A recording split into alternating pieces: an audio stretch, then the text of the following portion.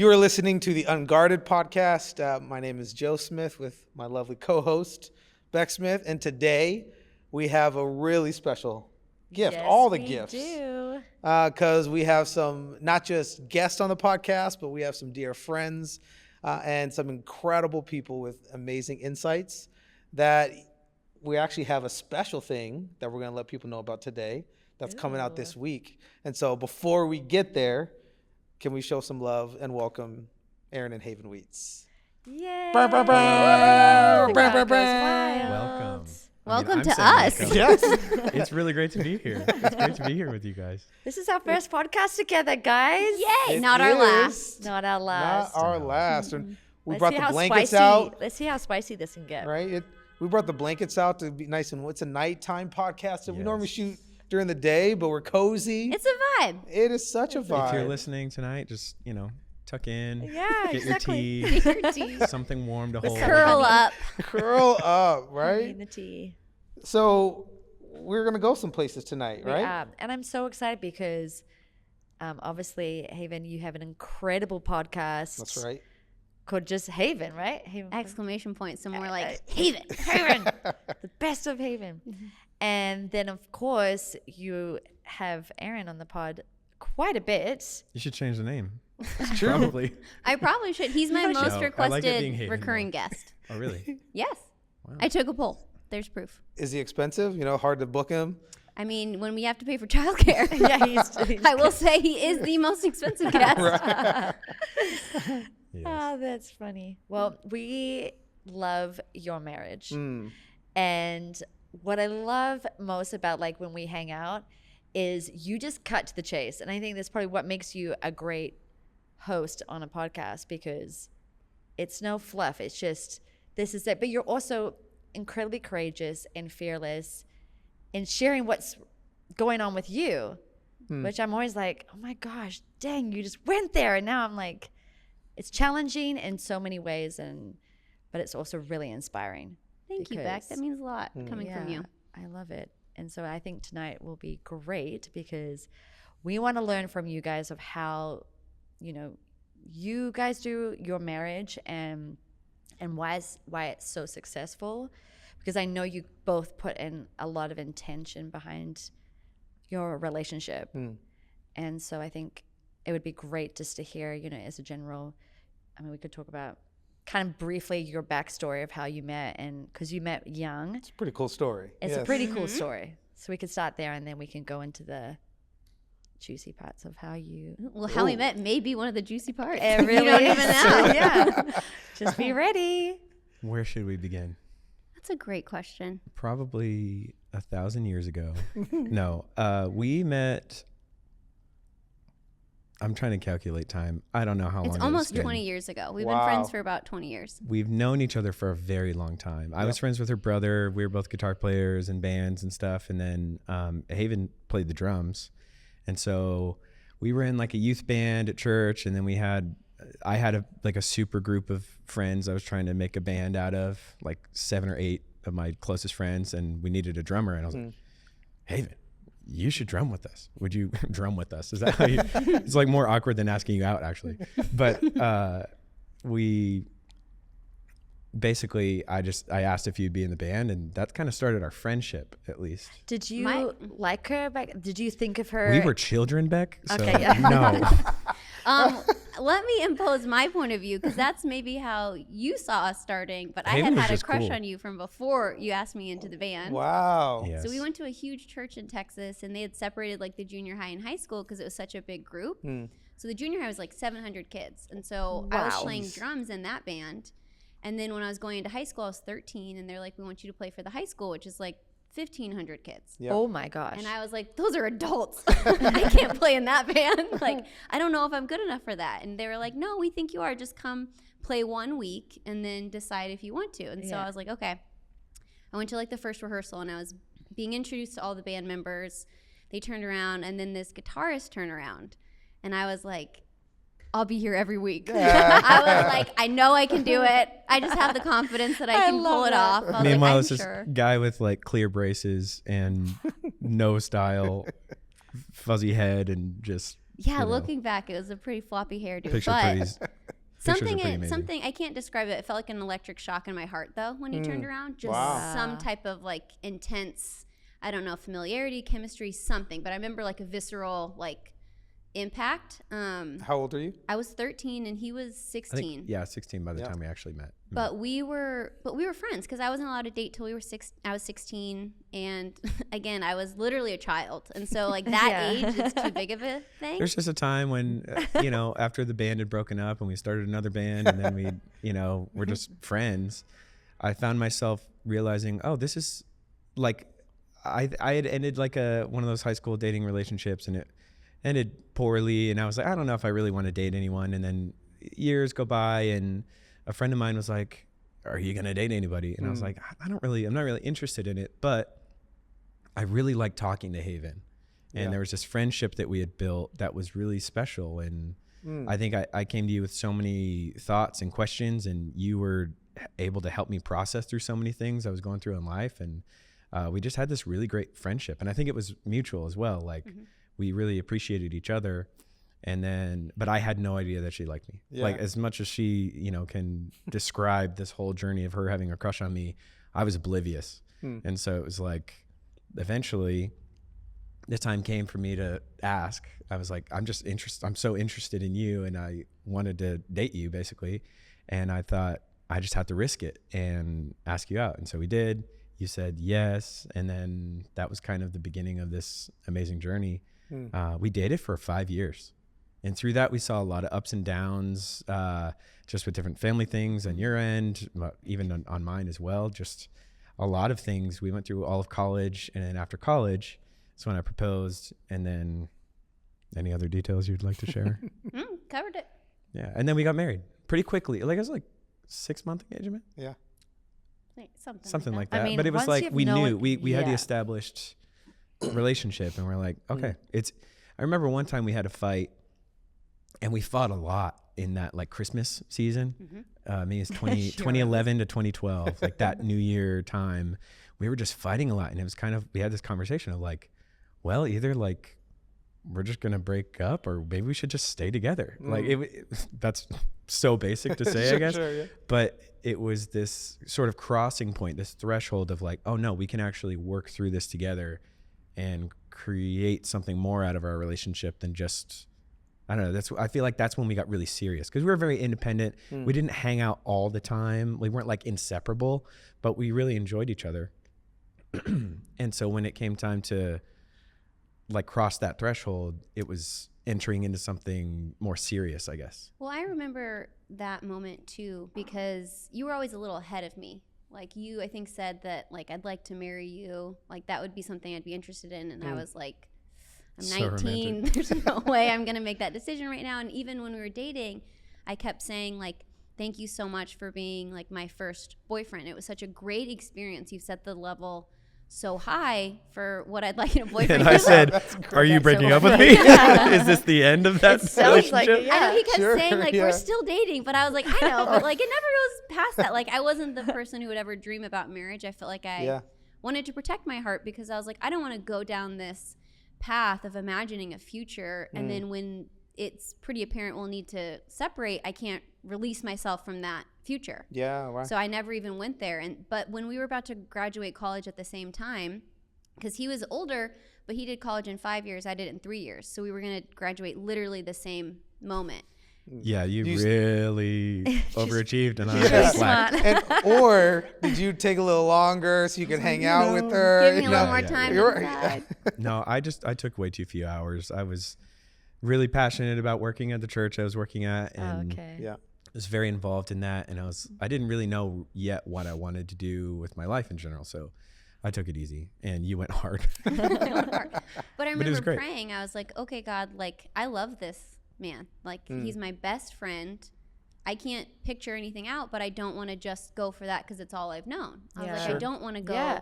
just because it's comfortable if it's not what's best. And I know that, like, you're not going to tell me which direction to go. It's going to be my choice, but I'd love a piece Yeah. of which one I'm going to go with. Yeah, right. And so I was like, I would just like a piece of, if I feel unsettled and I need to break up with this incredible person because there may be something better in the future. I'm willing to do that. But either way, I just want something. And then within like 2 weeks, I felt like that protection I had put around my heart all of a sudden dropped. And I was like so excited about getting married. I felt so sure. And then that's when we started marriage counseling too, because I was like, if we're going to enter into this, like I had just seen the dismantling of my parents' relationship. And I was like, I'd love a helpful third party to make sure that we're starting on a good, clear foundation since we're going to do this.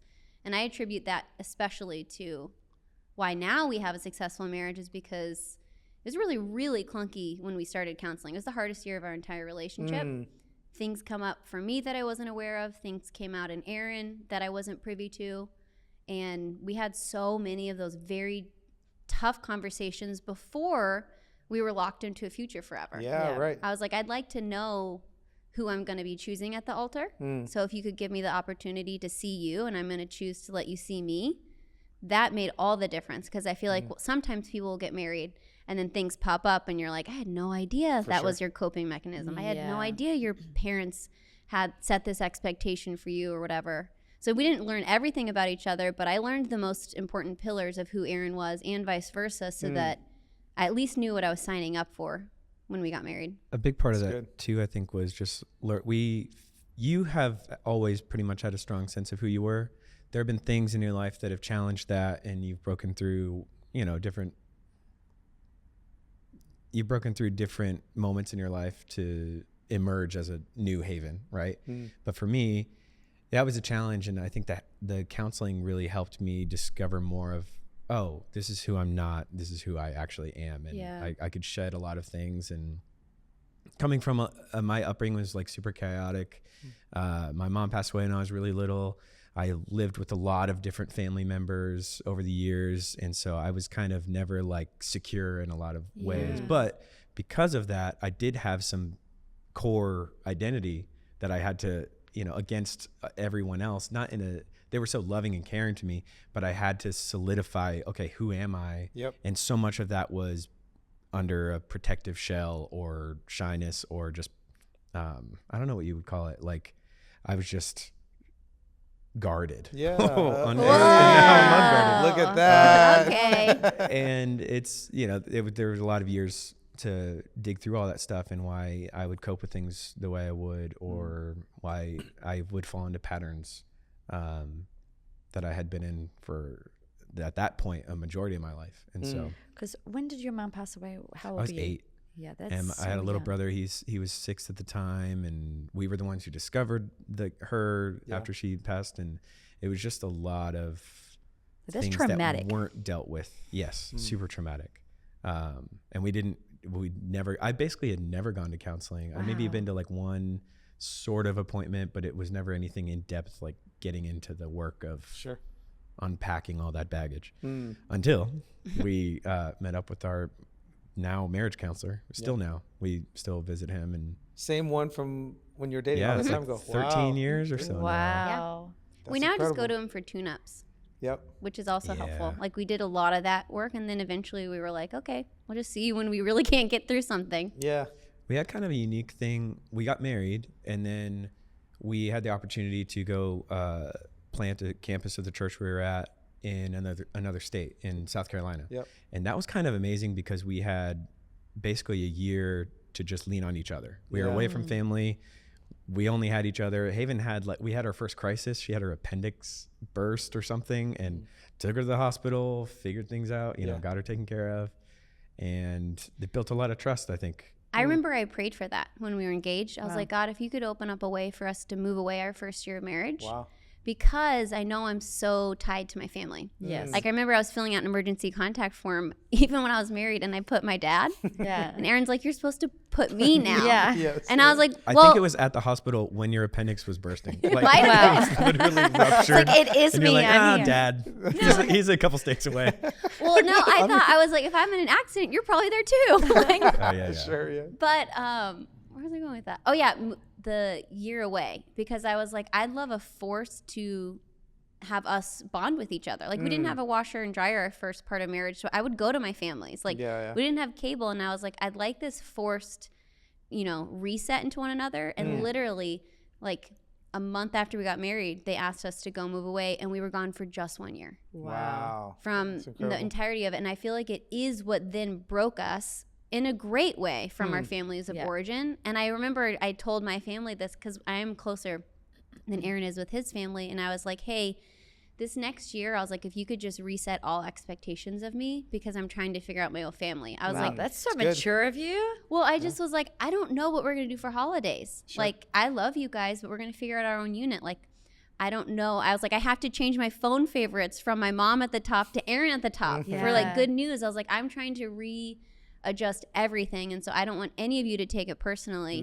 but I just want you to assume nothing for the first year as we try and figure it out ourselves, because I want to try and redirect everything to our marriage. Yeah. Can That's I, great. Can I ask a question? Because I love that was you creating a boundary with your family. And I loved one of your podcasts where you talked about boundaries, and you asked a girl, like, how was your boundaries? And she said, well, I had no boundaries.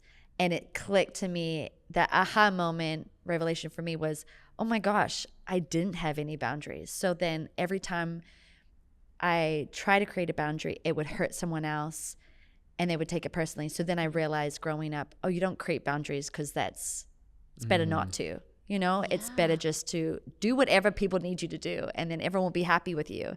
So I just love how different you are, and the fact that you said to them up front, hey, this is I don't have any expectation. That's you creating a boundary. So how did you even figure that out? Who taught you that? I don't know. I don't know how it came up. I think I just felt I was changing. Yeah. And I could just tell, like, this is a big shift, and I'm going to try and make the shift because my natural tendency is to go to them. So I think I just wanted to prepare them so they wouldn't get their feelings hurt. Yeah. Like, because I'm going to change, but if they don't know that, then I think they would blame Aaron for everything. I wanted Yes. them to know this is my choice. That's good. Like, this isn't Aaron doing anything. Like, it's my choice to tell you that I'm going to try and figure this out. I don't want any resentment towards him. Not that they would, but I was like, you know, we all do that. When something changes, we're like, oh, it's because they moved away. Oh, it's because they got a boyfriend, you know? Yeah. And we relinquish as if anyone else has responsibility. So I just wanted to show, like, this is me making this decision. It's not, you know, it's not just because we're married. It's because I'm trying to mature and figure this out. Yeah.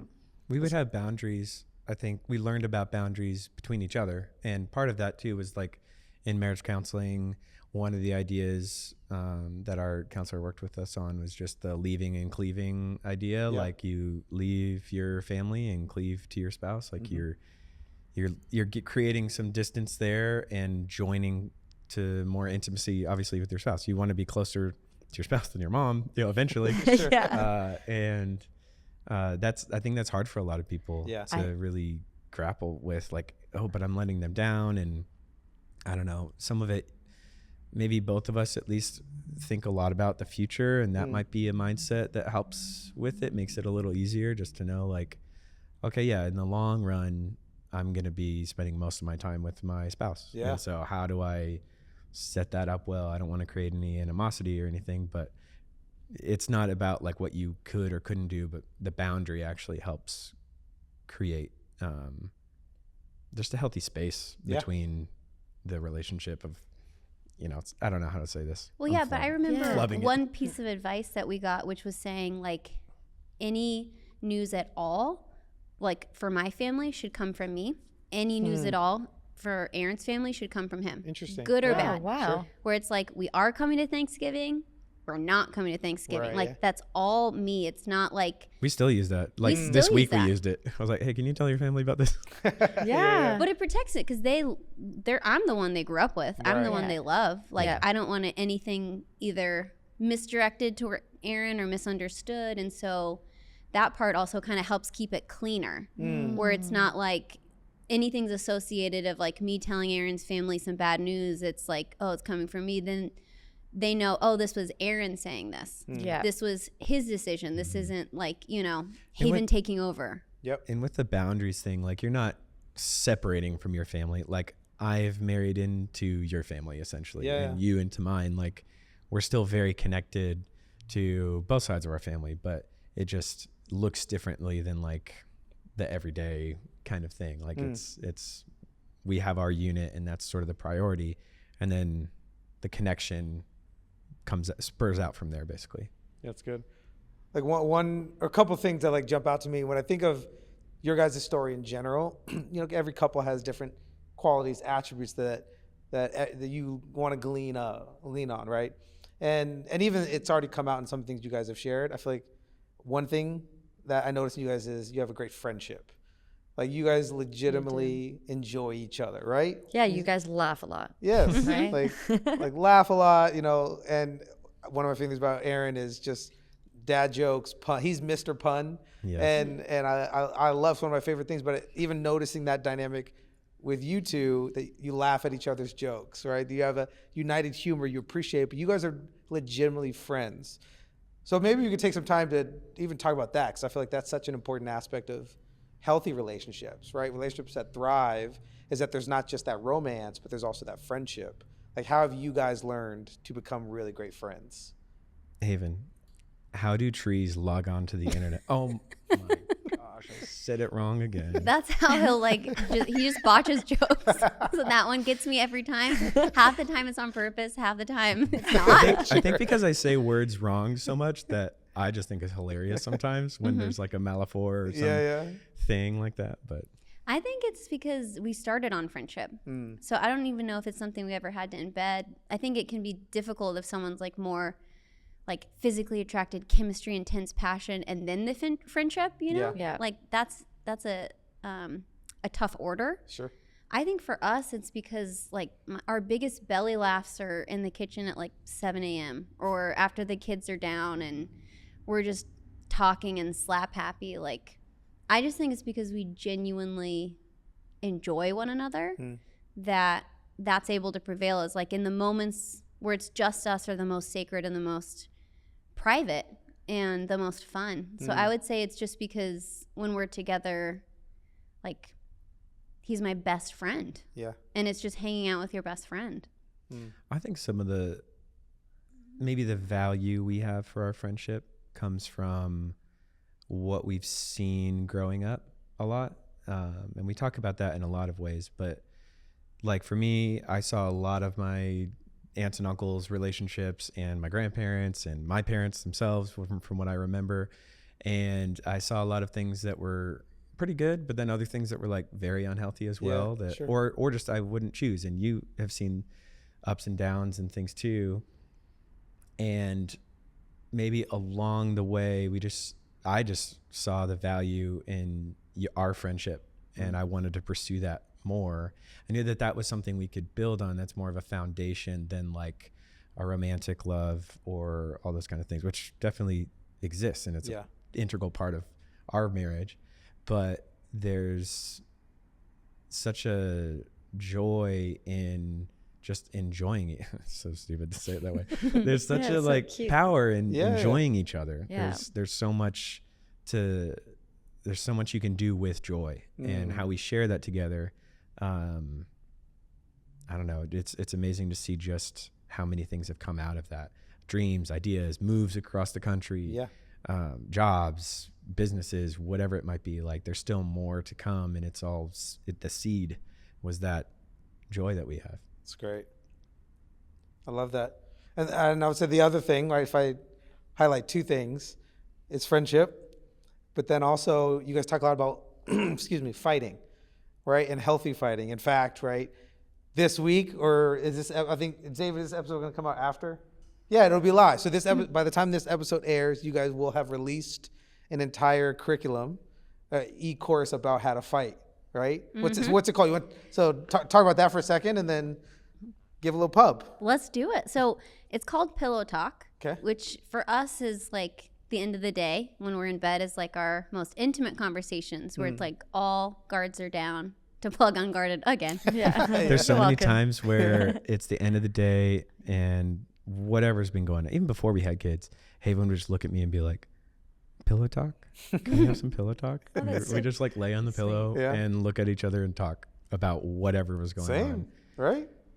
That's true. It's That's just our in most in-depth conversation. Yeah, 100%. That's very true. Lights are off. I was going to say the lights are off. So Head on a And pillow. And I think that's for most couples. Like, Yeah. I feel like that moment of just because it's only you two in your bed. Yeah. Maybe a kid will sneak in there they sometimes. will, yeah. Or a But like dog. it's just you two, and it's kind of it's intimate, like emotionally and physically. Like the bed represents so much of like a integral part of like the marriage, and so we wanted to do courses because with my podcast, I threw out a poll. I was like, "Why are you guys listening to me?" I was like, "What are you coming here for?" Yeah. And marriage was the first one. Wow. Like it was the highest rated. They're like very interested in hearing about marriage. And I think when I look at like the statistics of our generation, marriage rate is so low. Mm-hmm. And I don't think it's because people don't want that. I don't think it's because they're not drawn to that. I think it's because so much of us saw broken marriages growing up. Yeah. And we were like, well, if they couldn't do it, how am I supposed to do it? Yeah. Or you saw your parents stay together, but it's not the type of marriage you want. Yeah. Like it's not what you think is thriving. And so a lot of us are like, well, how are we supposed to build this home like without a blueprint? And so I think about how our counseling was so helpful, but I was like, as much as Aaron and I can share personal stories, I was like, we aren't the ones who taught us these healthy tools. It was our counselor. So I was like, what if we did like a series of courses with our counselor? If people are coming to hear us about marriage, how can we do something beyond like an episode? Like how can we do some of these practical tools that he's really taught us to help us like navigate this relationship?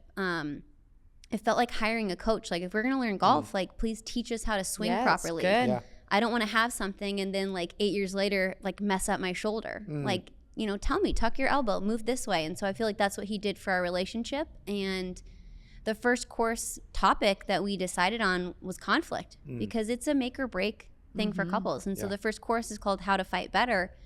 And it was so much because Aaron and I are very, very different people. Like, I think that's why our friendship also works is because we're kind of just like complementary to one another.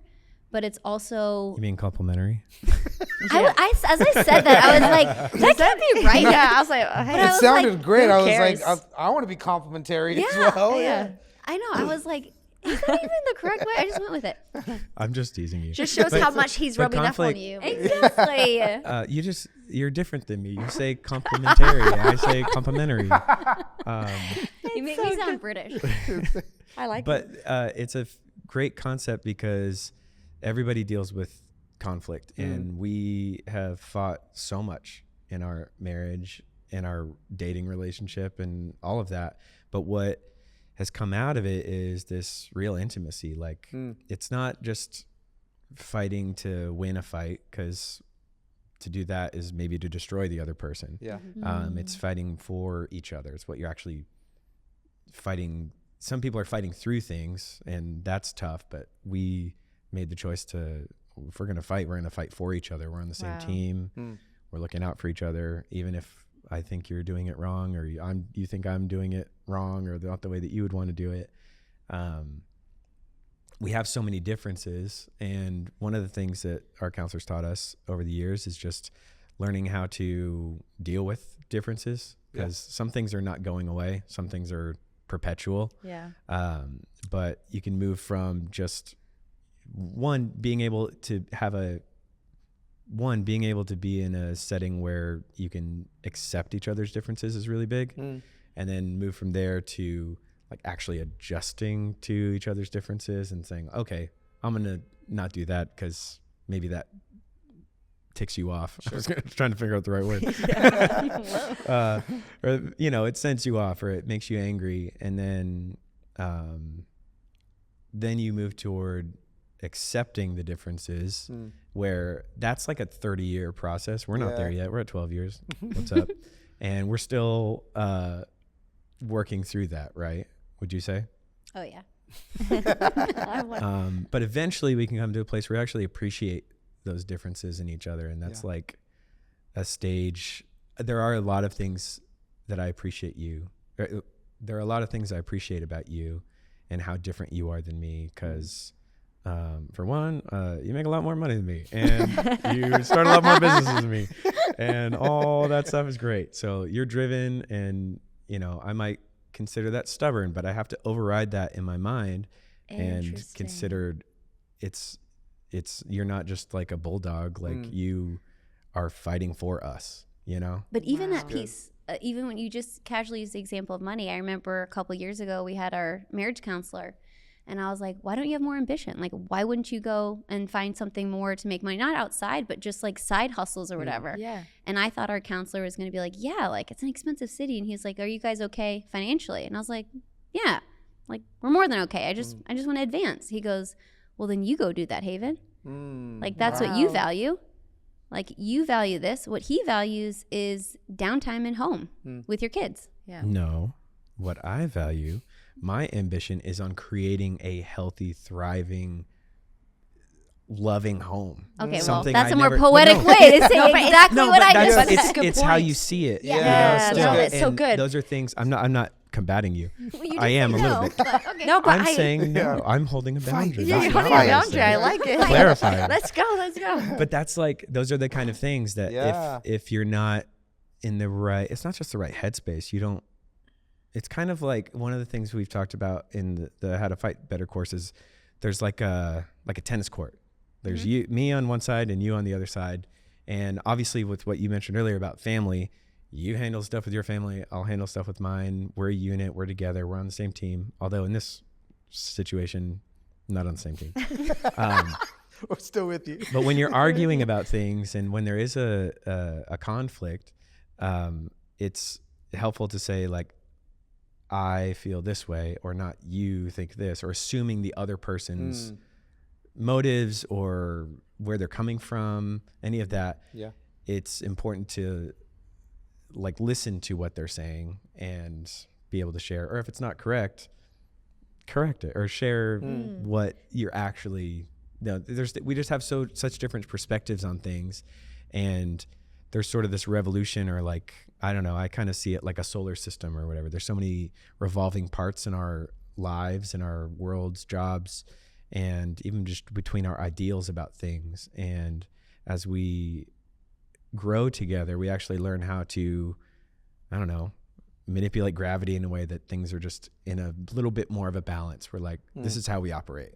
You know, maybe occasionally the moon crashes into the earth. Oh, well, we'll figure out some way to deal with that. You know, there's damage control, but like some of those things you can see coming, and other times it's more like we just appreciate like how different we are with how we engage with things. I love that It's because really I read a little bit of your Pillow Talk ebook, and I loved that you talk about that perspective, that if you see everything in a negative perspective, then it can totally change the way that you perceive the person. So I love that you shifted that, because that was in real time. That was magic. And I want to know, because you're so different, and I literally just had a conversation with someone about like, how do you choose your partner when you're so ambitious? Do you try to find someone who's equally ambitious, or is it more about like finding someone who's on the same mission, but how you like what role you take in that mission is actually maybe better, that it is different? Because if you both were going full blast ahead making money, then your kids may suffer. So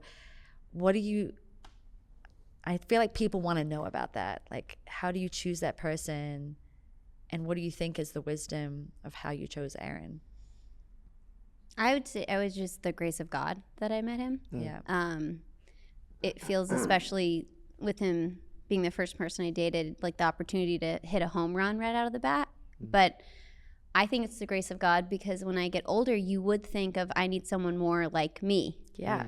Like, I think I need someone who's going to match me toe to toe, versus being complementary and someone who, it doesn't balance out on every area. Like, we align on the most important things. We align on our faith. We align on our just general values. But outside of that, we have very different opinions on everything. And I love that Aaron he'll sideswipe my train of thought in a great way. Yeah. Like, like I can be so focused on something, and he'll come in with just this out of left field comment, and just like literally, I feel like I tell him, I was like, you just derailed my train. Yeah. In a good way. Sure. I shouldn't be going full steam ahead all the time. Yeah. Like, it requires me to be present, to be playful, to be fun, to be in the moment. And I mean, you can speak to maybe what I would call out in you, but I think it's just as effective on the other side of like, the differences are great when you have the positive sentiment override towards them. You know, when I say, oh, I value how much you value creativity and how much you love planning and orchestrating things with our family and our home, and I come home and the couch is in a different way. Yeah. Like I would never think to move a couch. Like we put it there and that's where it goes, you know? Yeah. But to have someone who keeps me on my toes keeps life fresh and interesting. If someone was too similar to me, I would never get a variety of life. Yeah. And so I think that's why it's wonderful. Align on the most important pillars of like what you're going to have for your family. Yeah. Those are going to be crucial, because otherwise that would be a real lifetime of conflict. But if you align on the important things, it's so fine. If anything, it's more than fine to be different in the other ones, because it adds variety and perspective and spice to your life. I think if maybe you're in a relationship with someone who's exactly the same as you, there's less of an opportunity to grow, maybe, or learn, or even challenge. Maybe in an ambitious person's drive and energy, that might be internal and may continue to go, where they may be more independent from each other. Yeah, and yeah. They could be partners and it might work out. But I think with the complementary stuff, you get Complementary. yes. Thank the you, Joe. Thank you. complementary. Not to be contrary, but when you have that combination of strengths and weaknesses that not just line up, there's so much friction, I guess, between us, that it doesn't allow us to be the same, or to, I don't know, just to be stagnant, to be static. Like it creates a real dynamic between our friendship and our relationship. And so we grow because there's new things on the horizon. Like you wanted to start a business and it was a big risk, and financially it's a risk. There's all kinds of other things about it, but you know, here we are many years later, and now we're about to take more risks with it and other things. And it's really cool to see you thrive and grow. And if I were on that same trajectory or that same mindset, it may just, I don't know. I think you wouldn't have the same home life that you crave and have also wanted. So there's more to life than maybe one, for me at least, than just like one ambition. That might just be my perspective on things. I'm not like too locked in on like, yes, this is it for me. Like I have a lot of things I really love and enjoy. And, now having a family is a part of that. And so I don't know, what would you say to that? Like, does that make sense? I would just co-sign it. Sweet. I mean, because do you have moments where you're like, I'm dreaming too, but I dream of different parts of that dream? You know, it's like, yeah, I think that we have a good relationship in that, like, I don't slow Haven down, but I think I ground you in some ways and you ground me in others. Like you're my anchor to like reality probably. And then while I'm out dreaming and like thinking of things and even working on different projects and things, it's been cool to like use my ambition in that way with music and sound design and all of that. The many, and obviously at Mosaic with worship and all of those things that we do. But when it comes to, I think your world, you need that. You are my haven, and I don't know. Do I create that hominess for you? Does that make sense? Totally. I think it's a Can difference. you try it again? I'm sorry. What was No, your I question? think it's beautiful. perfect. Oh, you said you are my haven. Yeah. I mean, how can you not my just goodness. go beyond that? Teardrop. I think also it's a little bit of like values, of just appreciating what Aaron values and appreciating what I value, and that they're going to be different. And I think what you value is creativity and is the warmth of the home, which is very a safe, sacred space for me. And I think what I value is challenge, risk, competition. Yeah. Like that to me is a driving force. And I think there's negative perspectives we could have on either one. But if we stay in the lane of like maybe I enable us to live in Los Angeles and live the life to free him up for creativity. And that's my gift and my honor. Yeah, that's good. And then he allows it where I can run so full force, but then when I get home at the end of the day, it is so warm. Our fridge is stocked. Our kids are happy. And There's a steak on the table. there's a steak on the table. Wow. But I mean, like, there's just, it's both. Like, it's something where just, what's the uniqueness in Aaron that I can celebrate and lean into and champion. It's also like, if he ever wants to go to creative things, I'm just like, go for it. Yeah. Yeah. Like, you will come back more fulfilled to our relationship. And the same with me. Yeah, I think for you, you do have this drive and this tenacity, and no one really sees the super tender inner part, and I get to see that and help nurture it and help you, when there are times where things are rough or challenging or hard or whatever it is. While you're going, most people will perceive you as like super boss energy, but I see both. Like, I see the full spectrum of you, and it's really wonderful to get to support you in whatever way it might be.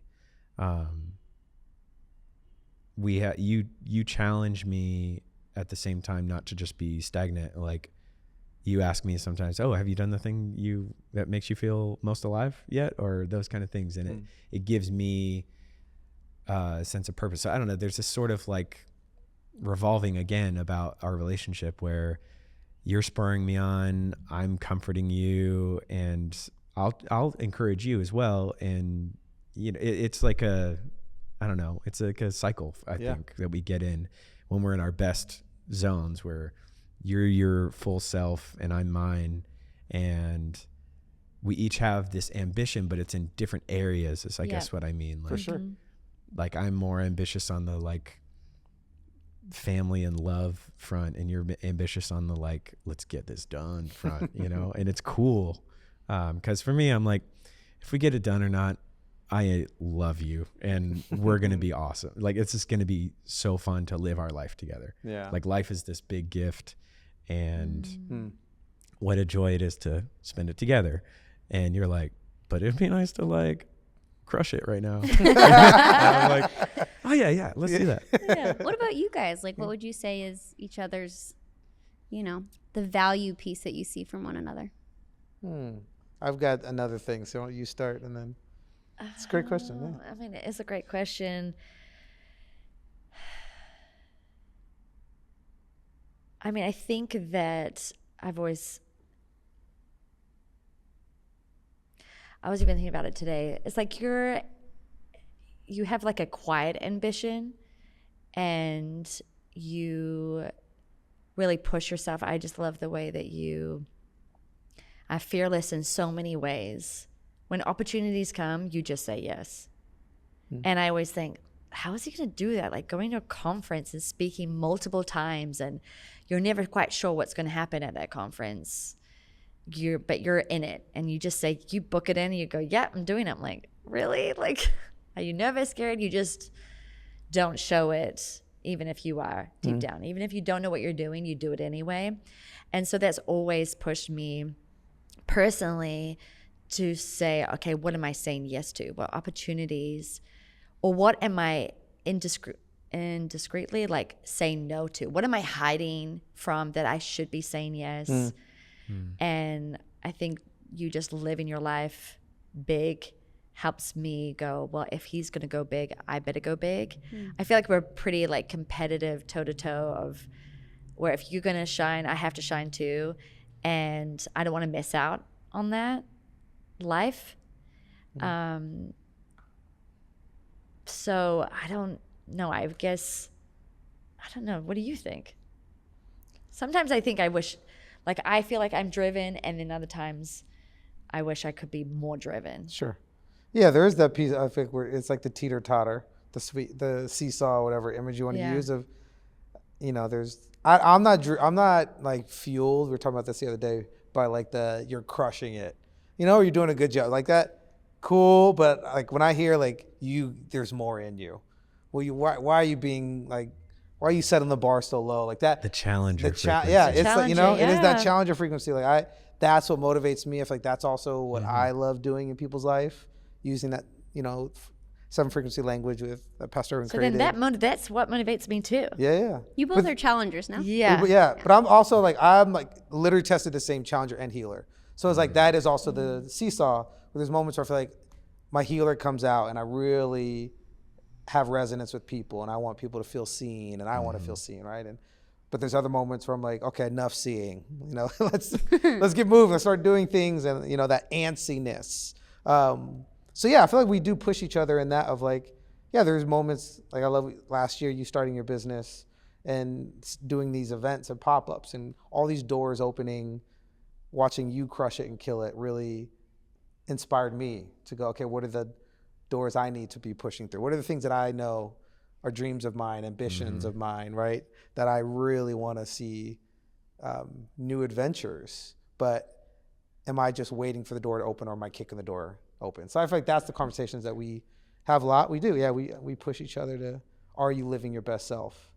And even in those challenging, honest moments as a couple. Yeah, one thing I said to a friend today, I was like, we can both go at 100. So sometimes we're just running, but we never think this is a bad thing. We just go, oh yeah, it's a sprint. Yeah. Last week, it was a sprint. We're just running from thing to thing to thing. But I do think we have got better at pulling back, and the moments that we can steal for our kids, we'll steal those moments, take them to the park and be completely present so that they always know they're a priority in our life.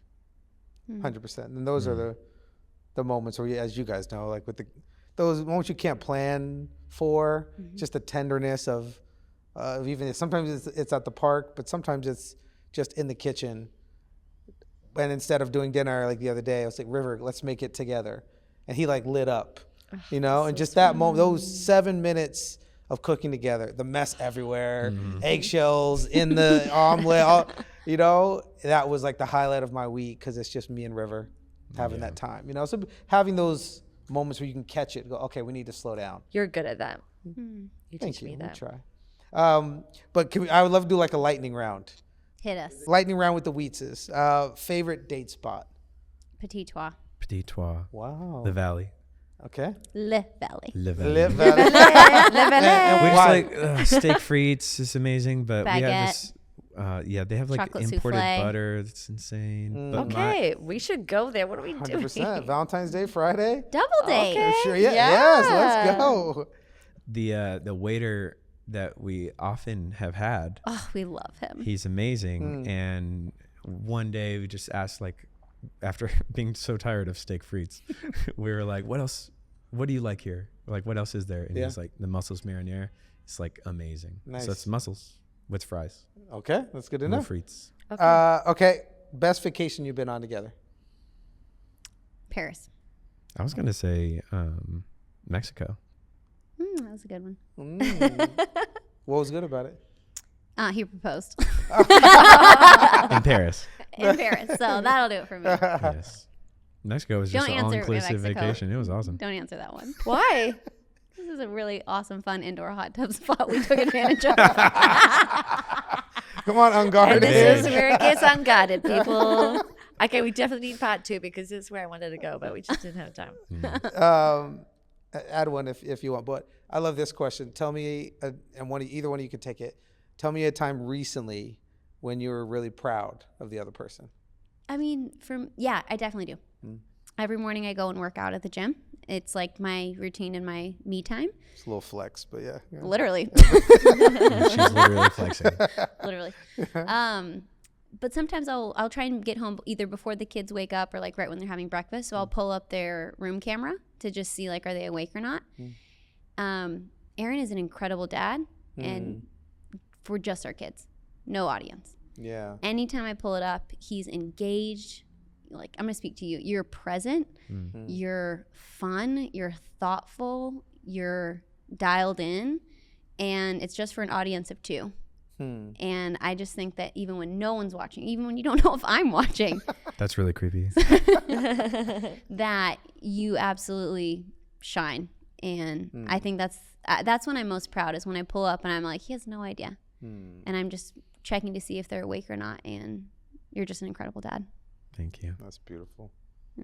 I Do you have any love that. tissues? Yeah, because even that's really, really special, because it's one thing, what everybody else sees, or what a good dad looks like, what a good husband looks like. But I feel even the nuance of you two as a couple, and even you four as a family, is those secret special moments that validate what everybody else sees in the light.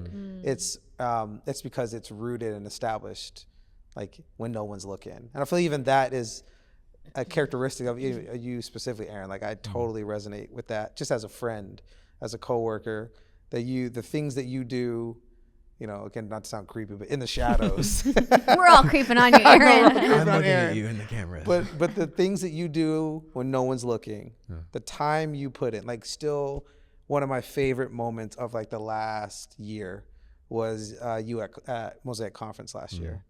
And I feel like it was such a testament to your brilliance and your beauty as a human. Just you sitting there with not an ounce of movement or extra or performative, just you and your synth and God. And it was like one of my favorite, not even of the last year, it's one of my favorite moments of like the last decade, because I got to see what makes you so beautiful. And I know that took a lot of work behind the scenes. I just think that is such a great testament to you, and such a great characteristic that I think men, specifically fathers, could really learn from, is what it looks like to be a dad and a husband of value when nobody's looking. Like that is your brilliance.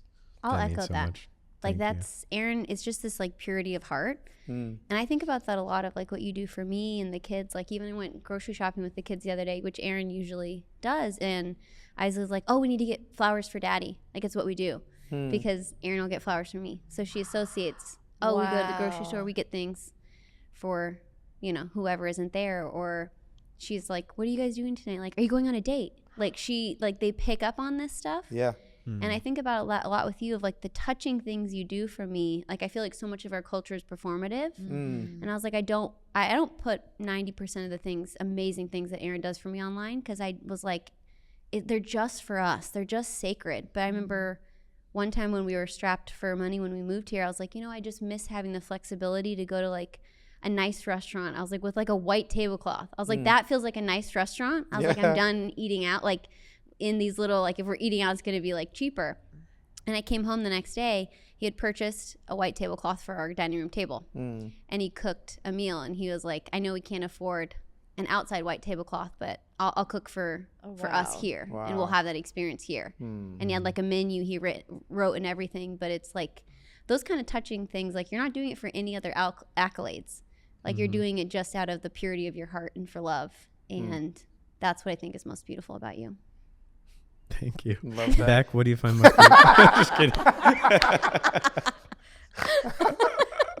Oh, that was great. Well done. Well done. That was You want last thoughts? Well, I just keep thinking, like, I love when Pastor Kim always talks about Erwin, and she always says, like, he's an even better man off the stage than he is on stage, and on stage he's pretty incredible. And I kept thinking that, like, how cool it is that you can say, oh, he's even a better man when no one's watching. And that is the true, like, that's why your family is so rich, because of the time and investment that you guys pour into it. And we don't even see all the things that you do, but you work so hard, you sacrifice so much, and you make us better. Like, we look at you and go, okay, she's doing it, we can do it, I can do it. You started a business, I can start a business. Like, you inspire people, and you inspire women especially, that you can have a family and you can have a career and be successful. And so thank you guys for coming on this podcast. Like, it means so much to us that you would say yes. I know you didn't even hesitate. You're like, yes, let's do it. But it really is an honor to have you. And I know your time is precious. So you guys are precious. Thank you so much. You.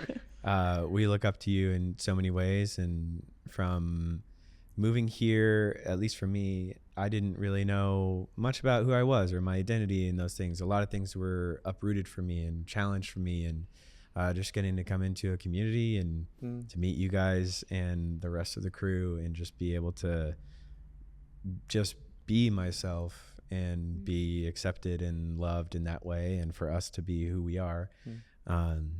There's so much that has arisen out of our lives because of your friendship and your openness and open arms toward us. So we're just very grateful.